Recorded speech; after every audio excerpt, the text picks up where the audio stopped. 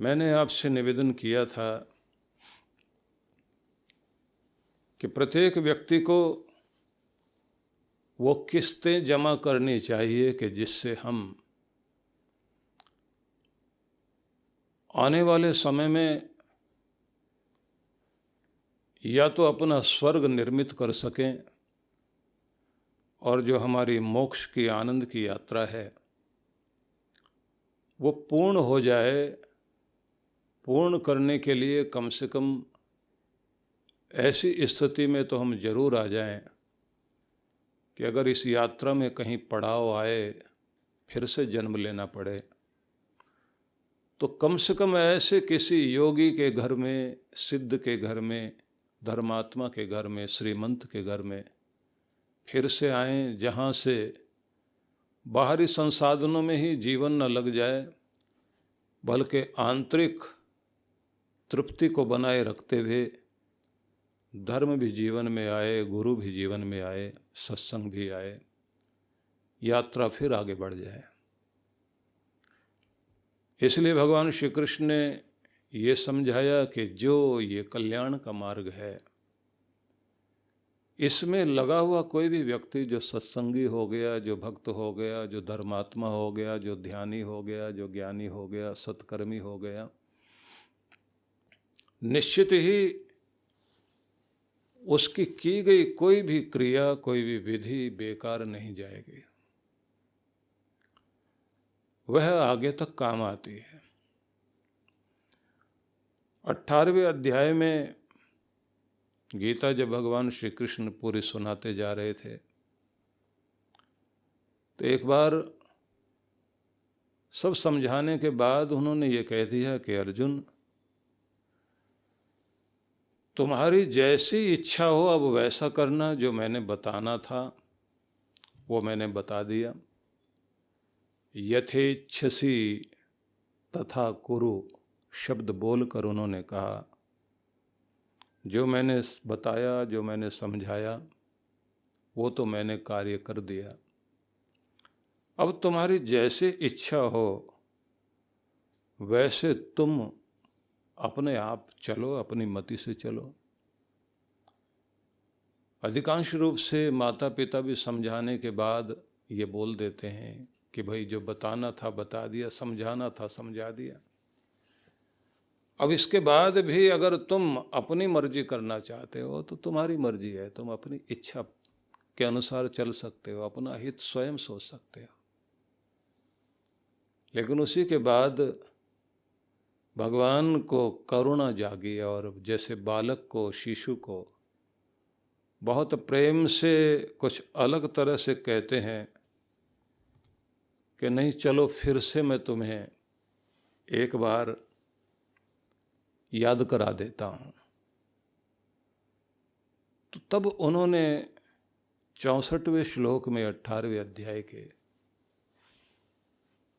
एक शब्द कहा जो बड़ा अद्भुत था। सर्वगुह्य तमम भूय शृणु में परमम वच। अर्जुन, तो फिर से मेरे गुह्यतम, रहस्यात्मक, अत्यंत रहस्यात्मक जो है, जो सबसे ज़्यादा रहस्य है, वह परम श्रेष्ठ वचन तो फिर से मुझसे सुन। और ये कहने के बाद उन्होंने कहा, इष्टोसी में तो मेरा बहुत प्यारा है, दृढ़मिति ततो वक्ष्यामि ते हितम, तो मेरा बहुत प्यारा है, प्रिय पात्र है। इसलिए निश्चयपूर्वक फिर से मैं तुम्हारे कल्याण के लिए फिर से बता रहा हूं। अब वो अपना रहस्य बताते हैं। जैसे मैंने आपसे कहा था कि वो किस्तें जमा करानी बहुत आवश्यक है, जिन किस्तों को जमा कराने के बाद आप उस स्थिति में पहुंचते हैं कि अगर ये शरीर समाप्त हो गया तो कम से कम अगला शरीर जब मिले तो मनुष्य की देह मिले, उत्तम कुल में जाना हो। जन्म लेने की प्रक्रिया बड़ी अद्भुत है कि अंतरिक्ष में अनेक तरह की आत्माएं भ्रमण कर रही होती हैं। जिस तरह के माता पिता और जैसी मनस्थिति वाले लोग होते हैं, उस तरह के चोले को चुनाव करने का अवसर आता है सामने। तो उनमें से किसके दरवाजे पर, किसके घर में कौन जाएगा। कभी कभी तो धर्मात्मा के घर में पापात्मा आ जाते हैं, कभी किसी दुष्ट आत्मा के घर में ये भी हो जाता है कि कोई पुण्य आत्मा आ जाता है। हिरण्यकश्यप के घर में प्रहलाद पहुंच गए थे और उनके कुल का उद्धार भी किया। लेकिन अधिकांश रूप से ये ध्यान रखना चाहिए कि अनेक तरह की आत्माओं में वह आत्मा जो पुण्य आत्मा हो और वो फिर किसी अच्छे शरीर को और कुल को चुनकर किसी माँ की गोद में खेलते हुए और किसी पिता के वचन सुनते हुए और किसी एक वातावरण में पलते हुए अपनी यात्रा को फिर आगे बढ़ाए। क्योंकि गलत वातावरण मिल जाए तो व्यक्ति की बुद्धि फिर सकती है। ये तो सांप सीढ़ी वाला खेल बन जाता है। तो इसलिए ये बात जरूर ध्यान रखनी चाहिए कि शरीर तो भस्म होने वाला है, जिसको ईशोपनिषद में कहा भस्मांतम शरीरम। शरीर भस्मांत होने वाला है, इसका अंत भस्म होने वाला है, राख बनने वाला है।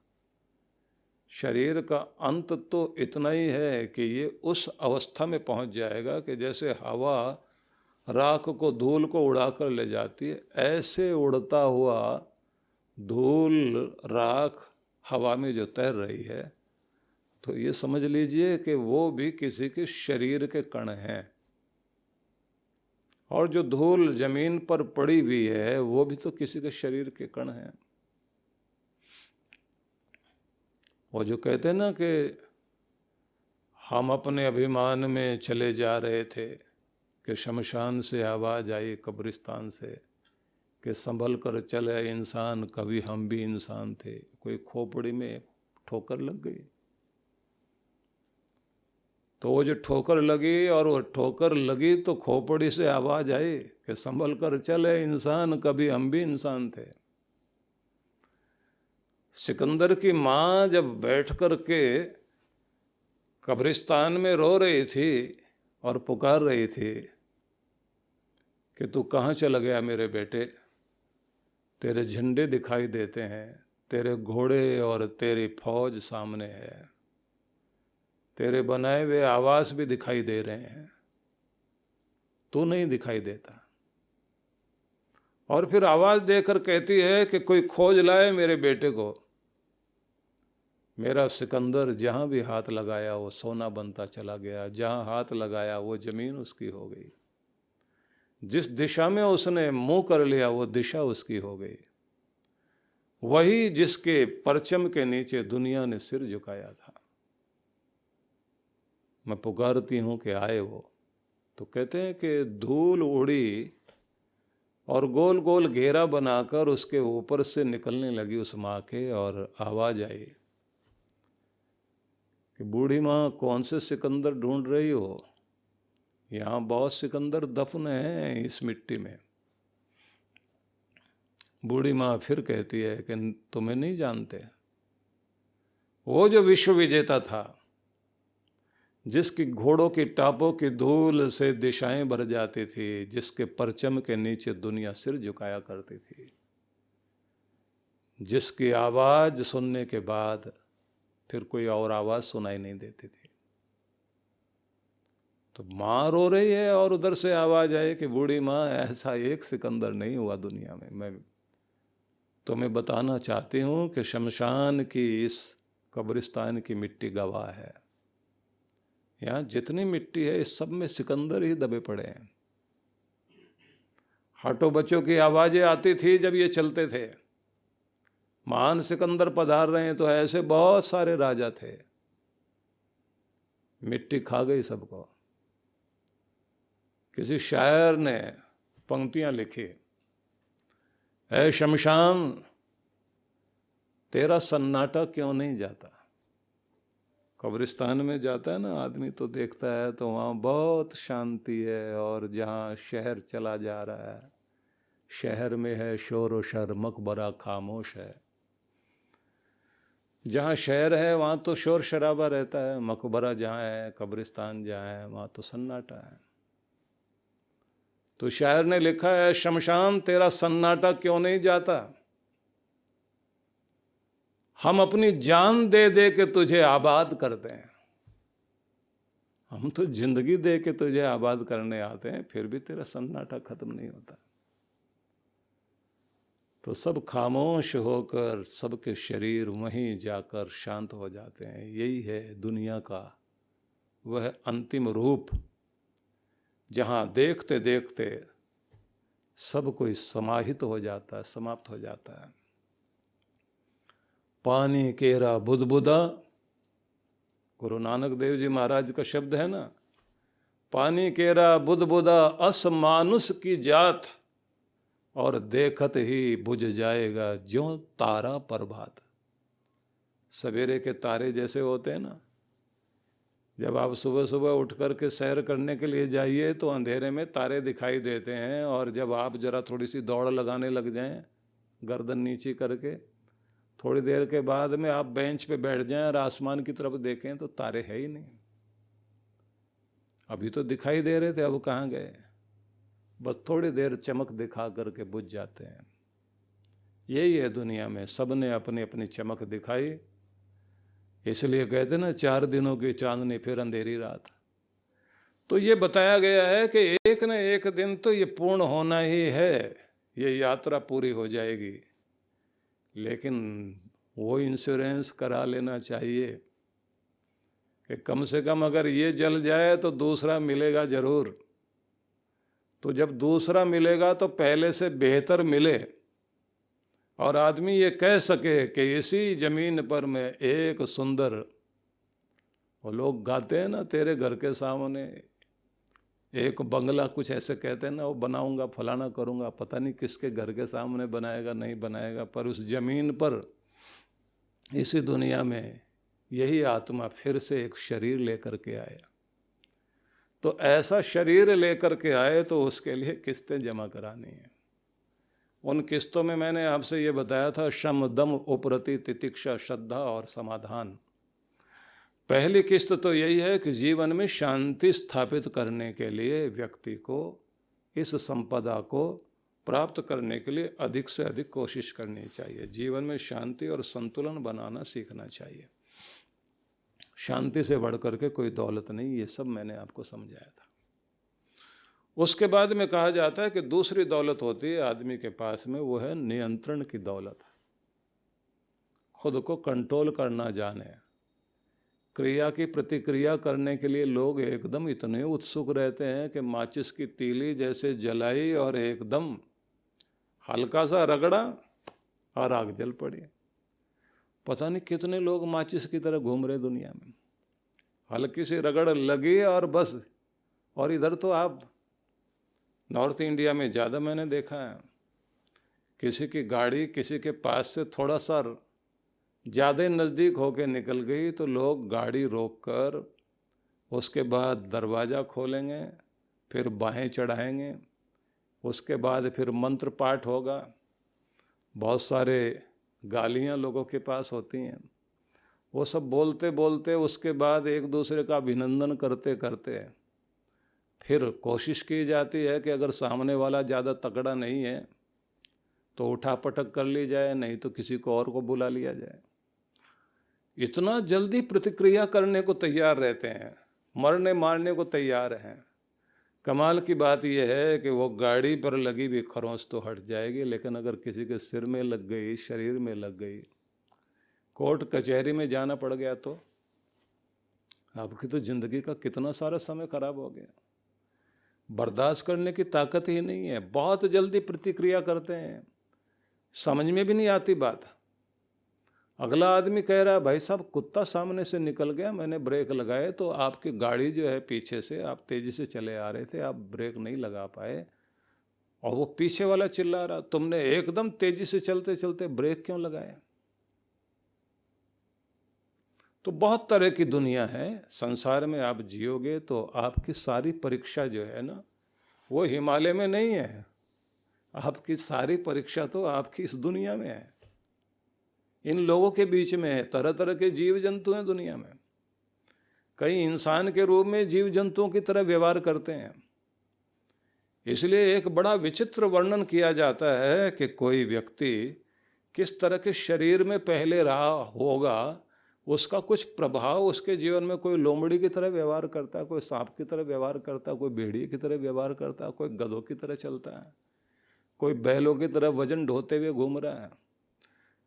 बहुत तरह के, बोले अलग अलग तरह की दुनिया है। कहाँ कहाँ से तुम होकर आए? तो कुछ होते हैं जो देवता की तरह से ही जिनका जीवन है अब भी, तो पहले भी कुछ अच्छी जगह से ही होके आए ना। इसलिए कहते हैं ना कि गुरु के दरबार में जो इकट्ठे हुए हैं स्वर्ग के वो साथी, जो अब फिर सेवा करते करते, धर्म करते करते, कल्याण करते करते उस यात्रा को आगे बढ़ा रहे हैं, उन सबको एक स्थान पर चुन चुन कर कहाँ कहाँ से कौन कौन आकर के इकट्ठे होते हैं कि चलो फिर से धरती पर स्वर्ग बनाते हैं। लेकिन ऐसा ही नहीं है कि देवता इकट्ठे होते हैं। दुष्ट बहुत जल्दी इकट्ठे होते हैं कि चलो नरक से आए हैं, फिर से धरती नरक बनाते हैं। वो जहाँ रहते हैं बहुत जल्दी नरक बनाते हैं, और इतनी गहरी दोस्ती होती है उनकी। शराबियों की दोस्ती, जुआरियों की दोस्ती, नशेड़ियों की जो दोस्ती, डाकुओं की दोस्ती, भ्रष्टाचारियों की दोस्ती, इतनी पक्की दोस्ती है, एक दूसरे को बचाने में लगे रहते हैं। तो सार में फिर से मैं आपको बता रहा हूँ कि दूसरा नियम माना जाता है कि व्यक्ति को स्वयं पर नियंत्रण करना आना चाहिए। आप लोग देखते हैं ना कि जब शूर्पणखा रावण के पास जाकर के बोलती है कि देखो मेरे साथ क्या व्यवहार हुआ, और रावण उसी समय एकदम तैयार है, वैसा ही व्यवहार किया जाएगा। फौजें तैयार करके रखो, उनको मिटा के रख देंगे, उनको बर्बाद करके रख देंगे।